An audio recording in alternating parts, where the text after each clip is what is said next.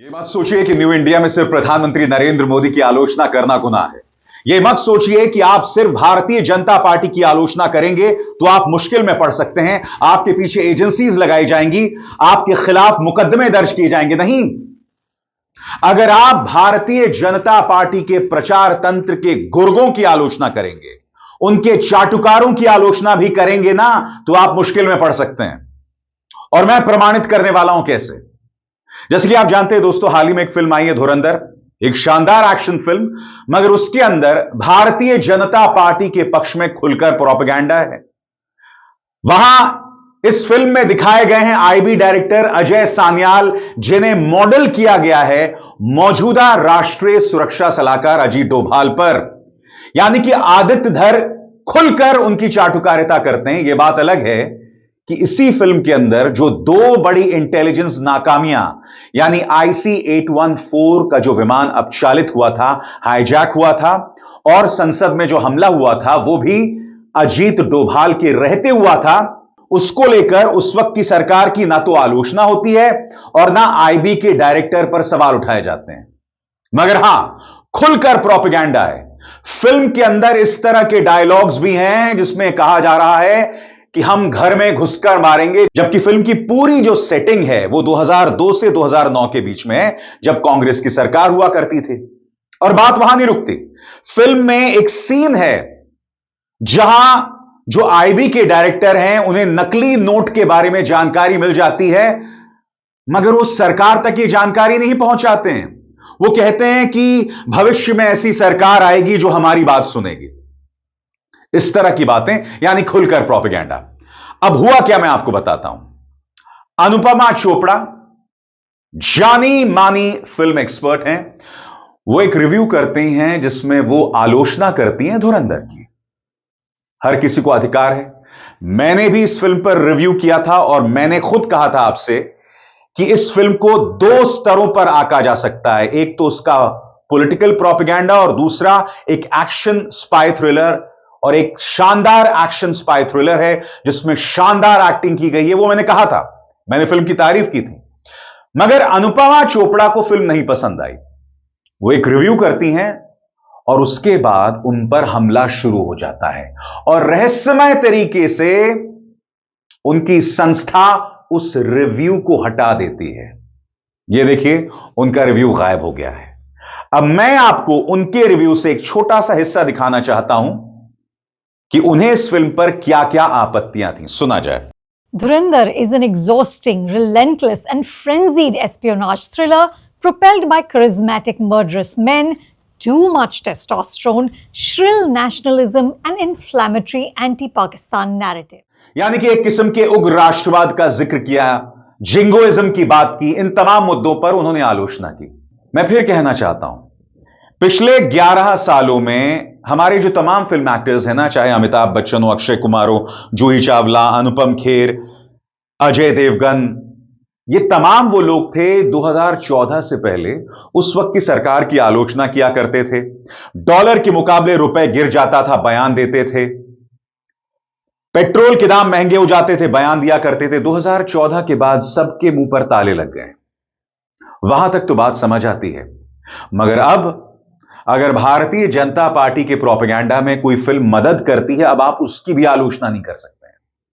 और यह पहली बार नहीं हुआ। आपको याद होगा, विवेक अग्निहोत्री की एक वाहियात फिल्म आई थी, बंगाल फाइल्स, और उससे पहले कश्मीर फाइल्स। जो लोग उस फिल्म को नहीं देख रहे थे उन्हें देशद्रोही बताया जा रहा था।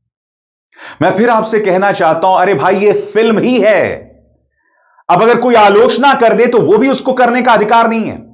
मैं इस बात को मानने को तैयार हूं कि हर गुजरते दिन के साथ जो लोग फिल्म को रिव्यू करते हैं, यानी जो फिल्म के समीक्षक होते हैं, उनका वजूद खत्म होता जा रहा है, क्योंकि इनमें से आधे से ज्यादा तो बिके हुए हैं। ये लोग फिल्म प्रोडक्शन हाउस से पैसा लेते हैं और फिल्म का रिव्यू करते हैं।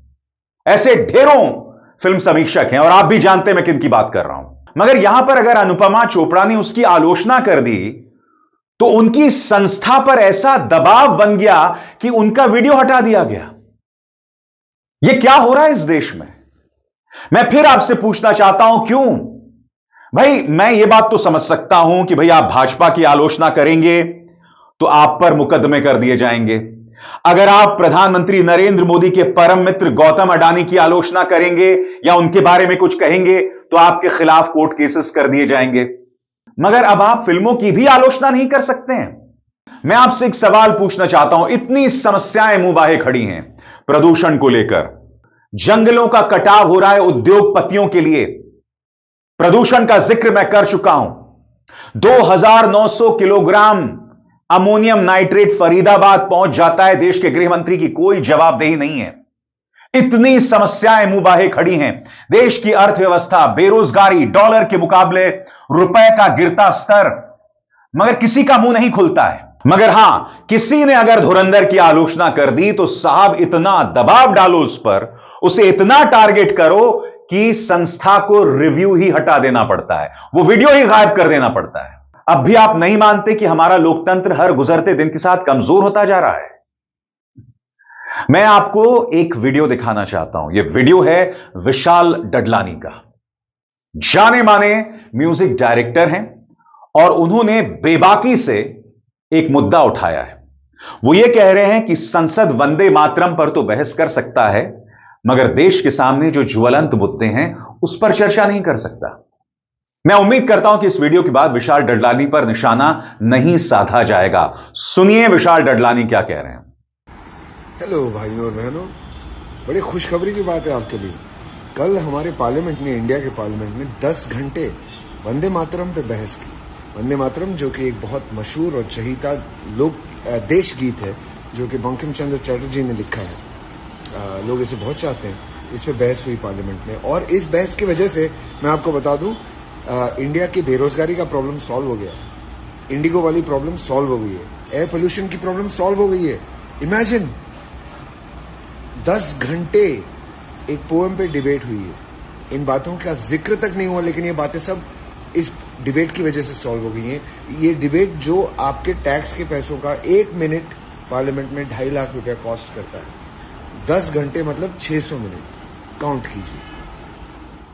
और आगे बढ़ने से पहले एक जरूरी संदेश, मेरे कार्यक्रमों के लिए आप नोटिफिकेशन का इंतजार मत कीजिए। मेरे चैनल में जाइए और खुद जाकर कार्यक्रम देखिए और रहिए अपडेटेड। कायदे से बात सिर्फ विशाल डडलानी को नहीं कहनी चाहिए, यह बात सबको कहनी चाहिए। हालांकि विशाल डडलानी की एक पृष्ठभूमि है, वो आम आदमी पार्टी के समर्थक रहे हैं। अभी समर्थक हैं या नहीं मैं नहीं जानता हूं, क्योंकि एक अरसे से उन्होंने आम आदमी पार्टी के पक्ष में कुछ नहीं कहा है, तो मैं नहीं जानता हूं कि क्या वो अब भी आम आदमी पार्टी के करीबी हैं। मगर कम से कम विशाल डडलानी, जो कि एक मेन स्ट्रीम म्यूजिक डायरेक्टर हैं, देश के ज्वलंत मुद्दों की तरफ लोगों का ध्यान खींचने की कोशिश कर रहे हैं। मगर समानांतर तौर पर अगर कोई धुरंधर की आलोचना भी कर दे तो उसकी इस कदर ट्रोलिंग की जाती है। और मुद्दा सिर्फ इन प्रोपेगेंडा फिल्मों का नहीं है, नहीं साहब। याद कीजिएगा, धीरेन्द्र शास्त्री, महाकुंभ में भगदड़ मचती है, लोग मारे जाते हैं। क्या कहा था धीरेन्द्र शास्त्री ने? धीरेन्द्र शास्त्री ने कहा था कि जो लोग यहां मर रहे हैं उन्हें मोक्ष हासिल हो रहा है। यानी कि इतना बड़ा अपमान इस व्यक्ति ने उन लोगों का किया जो मारे गए। और फिर बात वहां नहीं रुकती। याद कीजिएगा, इस व्यक्ति ने यह भी बयान दिया था कि जो लोग महाकुंभ नहीं जा रहे हैं वो देश विरोधी हैं। आप जानते हैं दोस्तों, सियाचिन पर सैनिक खड़ा हुआ है, एलओसी पर सैनिक खड़ा हुआ है, एलएसी पर सैनिक है, पैरामिलिट्री फोर्सेस हैं। वो सब छोड़कर वो कुंभ जाएंगे, मगर फिर भी इस वाहियात आदमी ने इस तरह का बयान दिया था। यानी कि कुंभ में भगदड़ मचती है, उस पर आप सवाल नहीं उठा सकते हैं, उसको लेकर आप सरकार को कटघरे में नहीं रख सकते हैं। हां, यह कह दिया जाता है कि जो लोग मर गए उन्हें मोक्ष हासिल हो गया।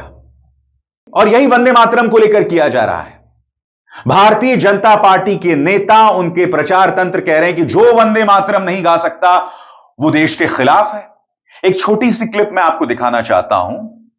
कांग्रेस की पूर्व पलटू नेता, जो अब भारतीय जनता पार्टी के पक्ष में प्रचार कर रही हैं या उनकी प्रवक्ता हैं, देखिए किस तरह की बात कह रही हैं। कौन है जो वंदे मातरम से नफरत करते हैं? वरना कोई मुझे भारतीय हिंदुस्तानी बता दीजिए जो अपने देश पे गर्व करता हो और वंदे मातरम ना गा सके। अब मैं आपसे एक सवाल पूछना चाहता हूं। इस देश में 80% से ज्यादा ऐसे लोग हैं जिनकी भाषा पर पकड़ नहीं है। बड़ी तादाद में लोग जो हैं अनपढ़ हैं। अगर ऐसे लोग वंदे मातरम नहीं गा सकते तो क्या वो गद्दार है? इस तरह का अहंकार इन लोगों में आता कहां से है? इस तरह का जहर इनके अंदर आता कहां से है? मैं ये समझना चाहता हूं। सबसे बड़ी बात, ये जो तमाम प्रवक्ता हैं भारतीय जनता पार्टी के, और मैं इस यूटर्न प्रवक्ता की बात नहीं कर रहा हूं जो पहले कांग्रेस के लिए गुणगान किया करती थी और अब भाजपा में बैठ के राहुल गांधी को गाली देती है, नहीं, मैं इनकी बात ही नहीं कर रहा हूं। मुद्दा भारतीय जनता पार्टी के तमाम प्रवक्ताओं का है जो वंदे मातरम को आपकी देशभक्ति के साथ जोड़ रहे हैं। सबसे बड़ी बात, सीधा सा सवाल है, आरएसएस ने अपना आधिकारिक गाना नमस्ते सदा वत्सले मातृभूमि क्यों बनाया? वंदे मातरम क्यों नहीं बनाया? सबसे बड़ी बात, जिस जिना और मुस्लिम लीग का नाम बार बार भारतीय जनता पार्टी के नेता, चाहे अमित शाह हो, प्रधानमंत्री नरेंद्र मोदी हो या वो डिग्री दुबे हो, जितने लोग कर रहे थे, क्या वो इस सीधे से सवाल का जवाब दे सकते हैं कि मुस्लिम लीग के साथ सिंध, बंगाल और नॉर्थ वेस्ट फ्रंटियर प्रोविंस में सरकार जनसंघ ने या श्यामा प्रसाद मुखर्जी ने क्यों बनाई थी? क्यों सावरकर ने सुभाष चंद्र बोस का विरोध किया था, उनकी आईएनए का विरोध किया था? क्यों आप 1942 के भारत छोड़ो आंदोलन का हिस्सा नहीं थे? कोई गोदी मीडिया सवाल नहीं उठा रहा है, मगर भारतीय जनता पार्टी के नेता आपको सर्टिफिकेट देते हैं कि अगर आप वंदे मातरम नहीं गा सकते तो आप देशद्रोही हैं। कमाल हो रहा है साहब। असली मुद्दों का जवाब नहीं देना, क्योंकि अगले साल बंगाल में चुनाव है, लिहाजा वंदे मातरम को लेकर बहस करना। देश की जनता ने आंख पर पर्दा और कान में रुई डाल दी हो, मगर मैं वैसा नहीं हूं, मुझे दिखाई दे रहा है। मगर इस कार्यक्रम को करने का मकसद यही है कि आप भूल जाइए भाजपा, इनके चाटुकारों की भी आलोचना नहीं कर सकते हैं। आपको याद है कुणाल कामरा ने, याद कीजिएगा, एक फ्लाइट के अंदर किस तरह से रिपब्लिक के इस वाहियात संपादक को कन्फ्रंट किया था कि तुम क्यों प्राइम टाइम में जहर उगलते हो। नतीजा क्या हुआ था? इंडिगो ने इनके उड़ने पर, इनके फ्लाइट पर रोक लगा दी थी, पाबंदी लगा दी थी। देश के नागरिक उड्डयन मंत्री हरदीप पुरी मामले में कूद जाते हैं और फिर कुणाल कामरा काफी अरसे तक कई विमानों में उड़ान नहीं भर पाते हैं। ऐसा क्यों हुआ? क्योंकि यह पत्रकार, रिपब्लिक का यह संपादक, इस सरकार का चाटुकार नंबर 1 है। और अब मैं आपको कुछ और मिसाल दिखाना चाहता हूं। अभी हाल ही में इंडिगो को लेकर यह जो पूरा विवाद चल रहा है, रिपब्लिक के संपादक ने, इनके चैनल ने इंडिगो से सवाल किए, यहां तक कि मोदी सरकार से भी किए। यह बात अलग है कि उनका निशाना टीडीपी पे था, तेलुगु देशम पार्टी के मंत्री राम मोहन नायडू, जो कि नागरिक उड्डयन मंत्री हैं। अब हुआ क्या? टीडीपी ने पाबंदी लगा दी और उसके बाद सुनिए ये क्या कह रहा है कि हम पर पाबंदी लगा दी गई है, मगर हम सवाल पूछना नहीं बंद करेंगे। सुनो प्यारे अर्नब, मेरी नसीहत है तुम्हें, अगर हिम्मत है ना तो भारतीय जनता पार्टी जो कर रही है, सही गलत, उस पर सवाल पूछना शुरू करो। तुम्हारे चैनल पर बीजेपी पूरी पाबंदी लगा देगी और इसे मैं और रवीश कुमार भोग चुके हैं जब हम न्यूज चैनल्स में काम किया करते थे।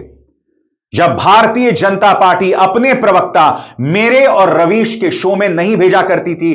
क्यों? क्योंकि हम सत्ता से सवाल किया करते थे। और आज तुमने टीडीपी से सवाल किए, बीजेपी से भी नहीं, यानी कि भाजपा सरकार से भी नहीं, टीडीपी से सवाल किए और टीडीपी ने इन पर पाबंदी लगा दी। सुनिए क्या बोल रहा है। That one of the members of the ruling NDA is so angry with Republic for asking questions, so angry, so upset, so angry, so furious. They've gone so mad, they've gone so crazy over the fact that we're asking the Minister for Civil Aviation, who's a TDP leader, questions. The correct questions, the right questions. That can you believe it? The Telugu Desam party says we will boycott Republic. और मैं दावे के साथ कह सकता हूं दोस्तों, अगर इन चैनल्स ने सवाल पूछने शुरू कर दिए ना तो भारतीय जनता पार्टी अपने प्रवक्ता भेजने बंद कर देगी। और भाजपा से सीधा सवाल, यह कैसी कायराना सोच है कि तुम सवालों के जवाब नहीं देना चाहते हो। यही वजह है कि तुमने अपने प्रवक्ता मेरे शोज में भेजने बंद कर दिए थे जब मैं न्यूज चैनल्स में काम किया करता था। यही तुम्हारा अंदाजे बयां रहा है। अब राम मोहन नायडू जो हैं टाइम्स नाउ नव भारत को इंटरव्यू दे रहे हैं पापा की परी को। यहां पर इंटरव्यू दे रहे हैं, ये कठिन सवाल किए जा रहे हैं। क्यों? क्योंकि टीडीपी के हैं। मैं आपसे एक सवाल पूछना चाहता हूं, इतने रेल हादसे होते रहे, रेलवे प्लेटफॉर्म पर भगदड़ मची, कई लोग मारे गए, क्या अश्विनी वैष्णव से ये लोग इस तरह के कठिन सवाल कर सकते हैं? मैं नहीं भूला हूं, वो जो टॉनिक परी हैं जो न्यूज 18 में काम करती हैं, वो ये कह रही थी कि अश्विनी वैष्णव ने हार्वर्ड में पढ़ाई की है, बहुत बड़ी बड़ी जगहों पर उन्होंने पढ़ाई की है, तो क्या उनकी गलती नहीं हो सकती? क्या वो जवाबदेह नहीं बनाए जा सकते? ये इनकी सोच है। तेलुगु देशम पार्टी के मंत्री राम मोहन नायडू से इसलिए सवाल किए जा रहे हैं क्योंकि वो भाजपा का नहीं है, और उसने भी एक चैनल पर पाबंदी लगा दी। जिस दिन इन्होंने भारतीय जनता पार्टी से सवाल करने शुरू कर दिए तो इनके जो समानांतर धंधे चलते हैं ना, मसलन वो पापा की परी जिसका पूरा एक पारिवारिक धंधा चलता है न्यूज चैनल में काम करते हुए, वो सब बंद हो जाएगा, वो सब सामने आ जाएगा, ये पूरी तरह से एक्सपोज हो जाएंगे। तो स्वाभाविक सी बात है, भाजपा की आलोचना करना तो बहुत दूर की बात है, आप उनके चाटुकारों की भी आलोचना नहीं कर सकते हैं। और इससे बड़ी त्रासदी एक लोकतंत्र में क्या हो सकती है? माफ कीजिएगा, यह सब बताता है कि हमारा देश एक स्वस्थ लोकतंत्र नहीं, धीरे धीरे एक छद्म लोकतंत्र की तरफ बढ़ता जा रहा है, और इससे बड़ी कोई त्रासदी नहीं हो सकती। अभिसार शर्मा को दीजिए इजाजत। नमस्कार।